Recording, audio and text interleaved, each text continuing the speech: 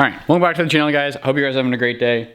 So from the last time that you saw a video on this, I was close to looking like this. Basically, all that I've done since that is I tied up some brake lines. Got some brake lines set up. We got the passenger side run. We don't have the tub on, so we just kind of cut it. Got the rears run, and then we just still haven't cut it, and we're not gonna fuck with it. And then this is the other one that's gonna come up to the master, and it's gonna just be a small line, so we're leaving it. Basically, all my steering stuff put in. I still need a ball joint. Hello, how are you? How are you? I still need a ball joint, or a tie rod end for that side.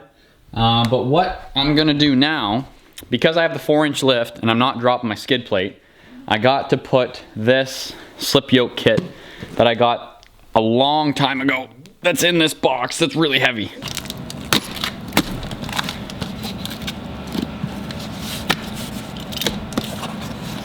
So I've actually never even opened this. I just opened it, made sure all the parts were in there, and put it back. So we've got our output shaft, I believe. Speedometer gears and some bolts. Our new yoke. Our new housing. Fuck else. That's it.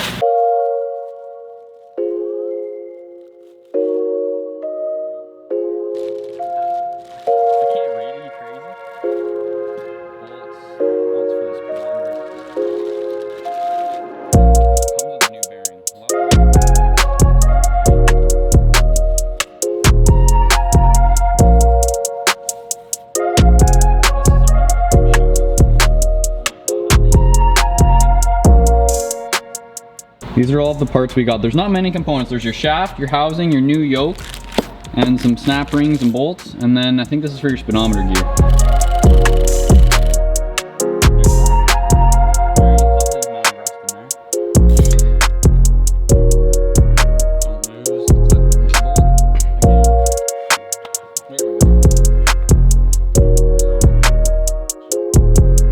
This is your speedometer gear. So if you've upgraded your tires, this literally just pulls right off. You can get new ones of these if you need to, if your speedometer doesn't read accurate because of your tire size.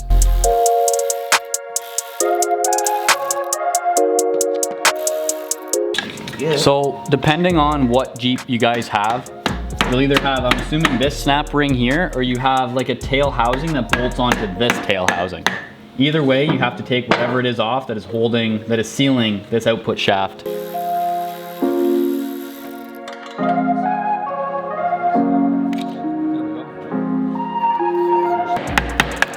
There we go. Don't try that at home, kids. Might break it. I think there is another ring. Yeah? I think so. So also, you gotta beat out this thing. You gotta actually take this snap ring off. Take that snap ring off. Gotta slide that thing off. And I believe there's another snap ring in here. Yeah, there is.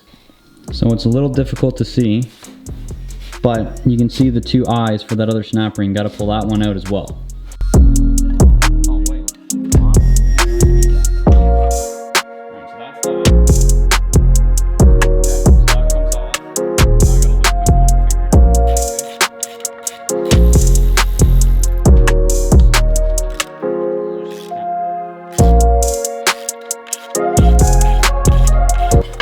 Spring in here, take that.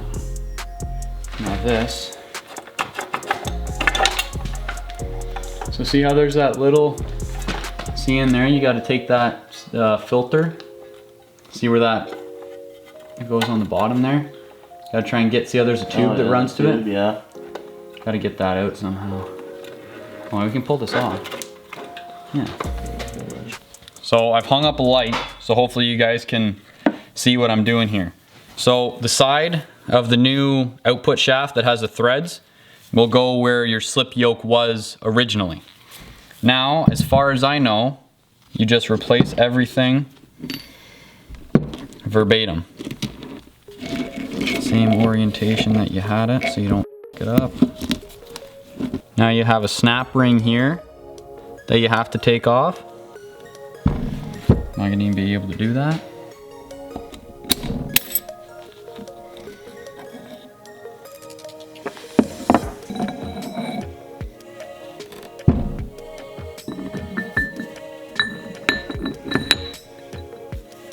A wall plug.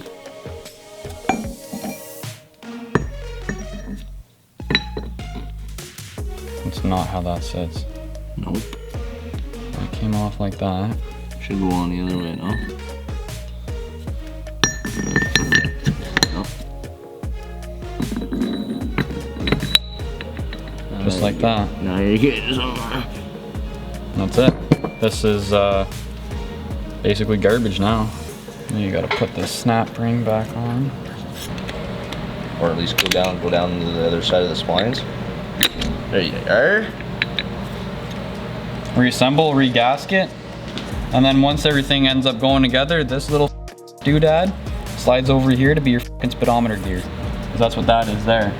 So what I ended up doing is I just cleaned up the focus. Good. The mating surface on both sides. Same with that side. Sprayed some brake clean in there, gonna let it drip dry. And then I'm gonna jam the output shaft into it.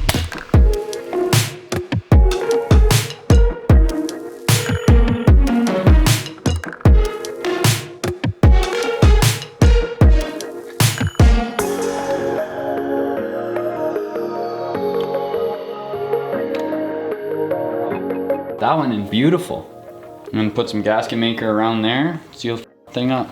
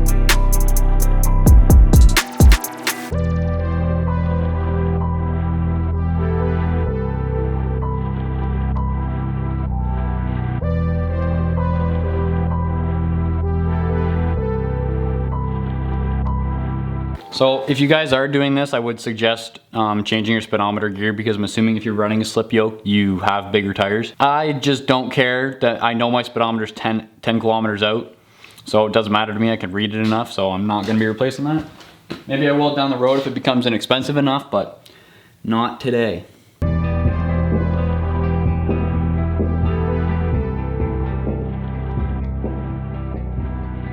So I reached the end of the video that I'm editing for you guys right now and realized I didn't make an outro. When I was filming it, I tried to explain everything that I was doing, and I cut most of it out because I'm gonna leave a link in the description to the video that I watched that helped me get this done. And I'm also gonna see if I can find the instruction manual that came with my kit, and I'll put that down there as well for you guys. When you guys get your kit, the instructions will hopefully be there with it, but I read both. I read the instructions and watched the video. It was super simple. It was scary because you're tearing into something that is an important driveline component. So yes, it was scary, but everything worked out fine. I have taken the Jeep on a couple test drives since I've putting it back together, but I do have more videos coming for you guys. This one took me a long time to edit as well, just because I've been working and I've been busy and haven't been able to find time and whatever. I don't really know what I have in store for the next video. And I know that I haven't really filmed the project through and through. I didn't film wiring the engine because it's very tedious and I don't know how to make it entertaining for you guys. So I just left out most of the parts that I didn't find were interesting. But there are a couple more things that I'm going to be getting that are going to be new for it, and I'm going to explain that in the next video so you guys kind of know what's going on, because it's something that I didn't know that I was going to have to do, that was unexpected, that was kind of a lot of money. So I hope you guys enjoyed this video, and I hope that you're excited for summer Jeep videos again. I want to get out on the trail way more than I did. I only went on one Core JC run last year, so I'm hoping I can do more this year and just more wheeling trips. I have a trailer built, I got a tent, I got a ton of stuff that I want to try and get done this summer. So I hope you guys enjoyed, and I'll see you next time. Boosh! So your second step would be clean up all the training oil that you, or transfer case fluid or whatever the fuck it is that you spilt on the ground because you're an idiot and didn't know what you were doing.